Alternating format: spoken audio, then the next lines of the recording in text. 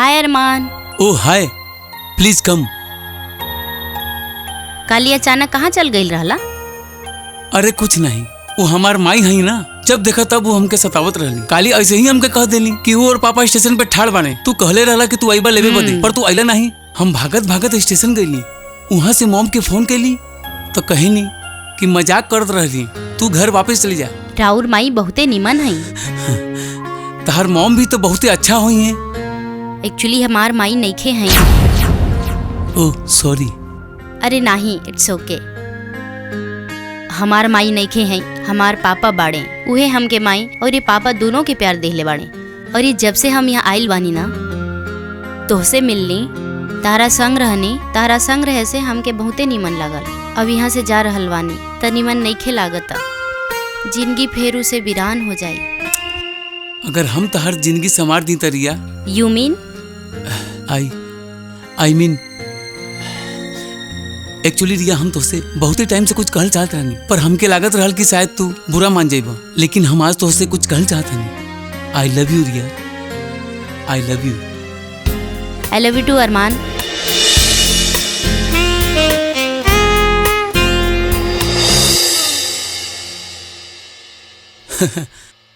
चला, अब finally account के काम तो पूरा हो गई। पापा के भी रिलैक्स मिल ही जाई कि बेटा तो पूरा काम कर दिले। अरे पापा की फोन। हेलो बेटा।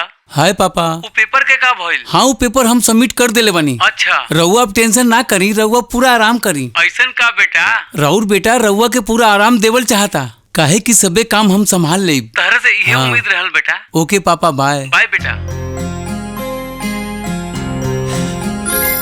कबो कबो जिंदगी कितना आसान हो जाला ना। अब हम घरे जाके पापा के बिजनेस संभारब और फिर अपन मॉम डैड के रिया के बारे में बताई और फिर हमनी के शादी। का करी? अरमान के सब कुछ साँझ बता दी का, या फिर चुप रही? कुछ समझ नहीं के आ रहल बा, पर कुछ तो करे के पड़ी। वो भी जल्दिए से ही अरमान के सब साँझ बताए के ही पड़ी। हेलो। हाँ। का भइल? तबीयत ठीक नहीं का? नहीं, हम ठीक हैं। जब से तू आइल बाड़ू तब से चुप बाड़ू। बस ऐसे ही, डोंट वरी। कुछ तकलीफ बात बतावा। नहीं, बस कबो कबो माई के याद आ जाले तो अपसेट हो जाली। बहुते कोशिश कैला पर भी हम अपन दिल की बात तो के बता नहीं पा रहल हैं अरमान कि हमार प्रॉब्लम का बा। काश तू समझ पाता अरमान। ओके, हम चलत आनी।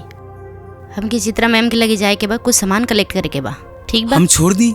नो थैंक्स। Okay okay by.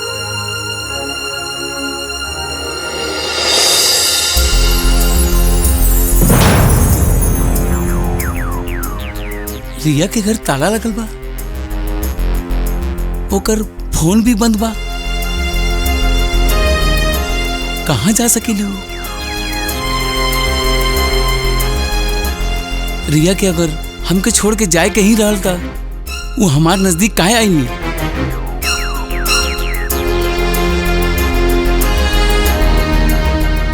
का वो हमार जज्बात के साथ खेलत रहनी? नहीं नहीं,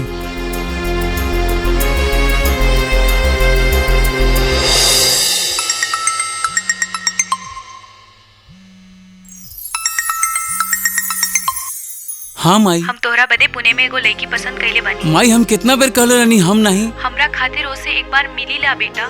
ठीक बा। वो बहुते सुंदर बिया, तू लोग के जोड़ी खूबे जमी। मगर हमारे गो शर्त बा। हाँ हाँ बोला बेटा। अगर लड़की हमके पसंद ना आइल ना तो रउआ हमके 5 से 6 साल तक शादी बदे ना कहिया। हाँ हाँ नइखे कहब, पर तू पहले ओसे मिल तला। ठीक बा। हाँ तो कह जाए के बा पुणे? जाए के ही बा, औरी पहुँच के बात करिया। ओके।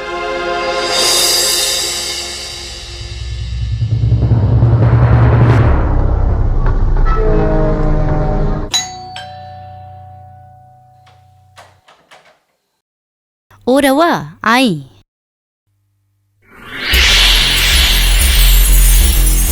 रिया?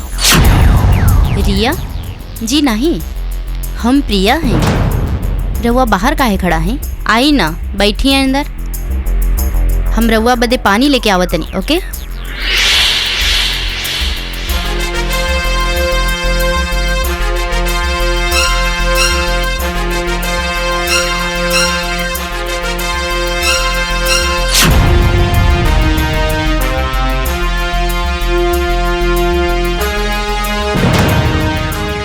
ये सच में रिया नहीं खे या फिर झूठ बोलतिया? लेकिन अगर ये रिया है तो हमके देख के चौकनी काहे ना? या सच में ओकर हम सकल बा? लिही ना।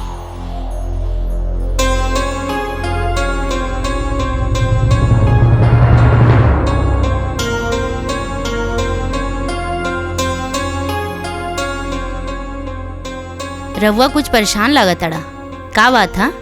और ये हमके देख के रिया काहे बोलना? एक्चुअली रवा के सकल बाना हमार प्रेमिका से मिला था, बिल्कुल रवो जैसन दिखेली हूँ।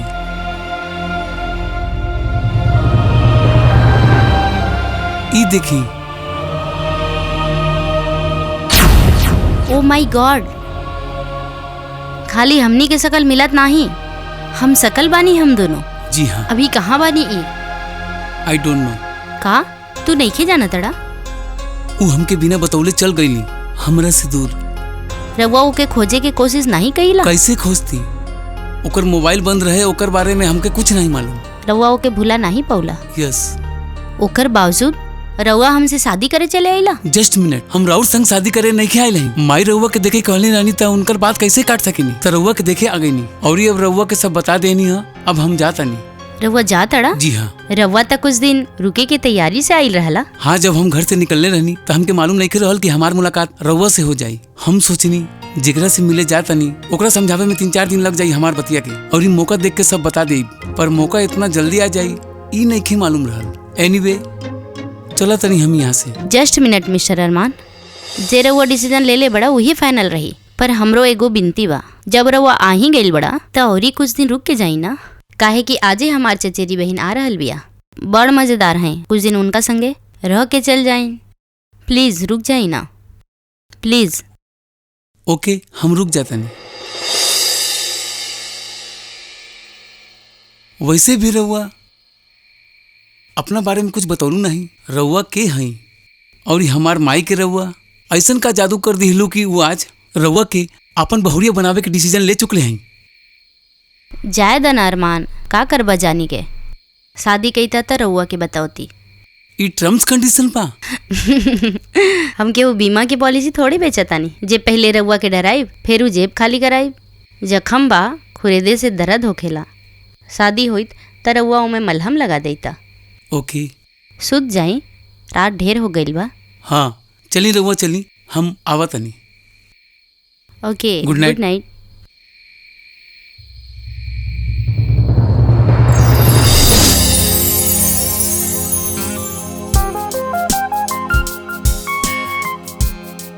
रिया, हम तुझसे कुछ कहल चाहत रहनी। I love you.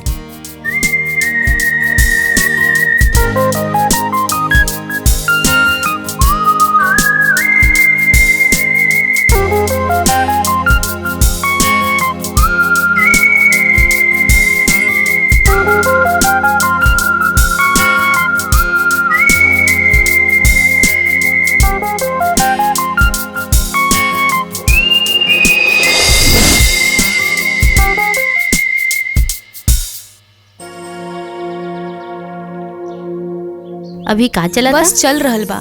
का बात है? Good morning.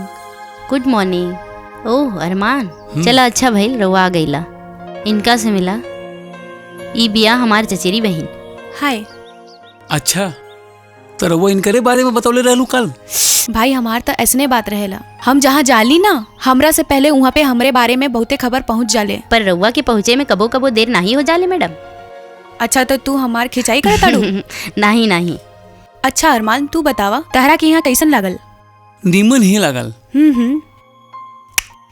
यू मीन 50-50? हाँ, हाँ हम तो जब से यहाँ आयल बानी तोहरे बारे में सुनत आनी। प्रिया तो बहुते कुछ बतौले हैं तोहरा बारे में। एक बात बताई, ई जे प्रिया है ना, इहे रिया है।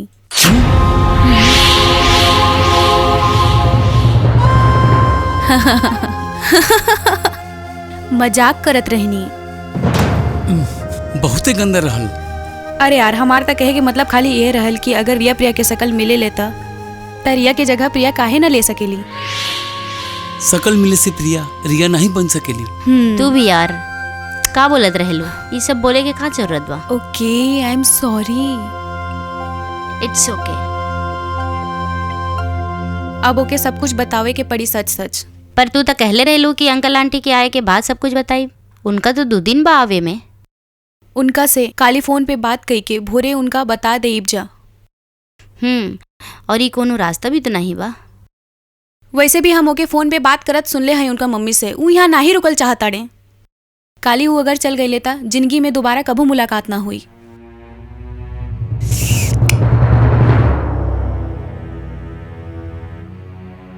अरमान, एगो बात बतावे के बातों के। का ये प्रिया ही रिया बा? ये साँच बा। तारी फिर से वही ड्रामा। तो चला मान ले तनी प्रिया ही रिया बा, पर उ हमके छोड़ के गईली काहे? ऊ तोके कौनो धोखा नहीं दिहली। जब ओके पता चलल तो उनके बारे में घर में बात करे वाला बड़ा था, ऊ बहुते खुश रहली। पर तबे उनका पता चलल कि का हाँ कि उनकर पापा तहार पापा के कार चलावेले। हरीश अंकल? मम्मी पापा तो हरीश अंकल के कबो ड्राइवर नहीं समझ ले। वो तो उनका अपन बड़ भाई जैसन समझे ले। ई में रिया के हमके छोड़ के जाए के जरूरत का रहल? का जरूरत रहल? जरूरत रहल अरमान, जे शायद रउआ के दिखाई नहीं देत होई। रउए सोची अगर हमनी के शादी हो गई होई त लोग का कहते? इहे पैसा के खातिर बाप बेटी दोनों मिली के राउर फैमिली के लूट लिहिले। वाट रविश, ई का कहा ताड़ू तू? लोग सोचेले तो सोचे थे ना, हम और हमार फैमिली तो नहीं सोचले ना। राउर बात सही बा, परंतु ओकर बाद हमार पापा के का होइत? ई सब सोची के हम तो उसे दूर चल गए रहल। तो फिर प्रिया बन के हमार जिंदगी में आवे के मकसद? पापा की तबीयत अचानक खराब हो गई रहल। डॉक्टर उनका आराम करे के कहले रहल। तब हम पापा से कहनी जे पापा अंकल के बदे काम करेले वो अब हम करब। फिर का रिया तो अंकल के सबे काम संभाल ली। और जब तहार माई के पता चलल ता उहे रिया के बहुरिया बनावे के डिसीजन ले हुई है, राइट? Absolutely right.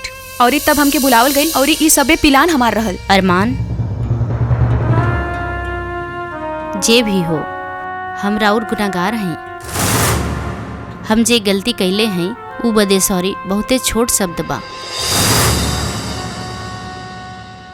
चला जे भी भइल ऊ सबके भुला दिहल जाए और फिर उसे एगो नया शुरुआत कइल जाए। साँझ में तो हमके माफ कर दिला अरमान। हाँ रिया।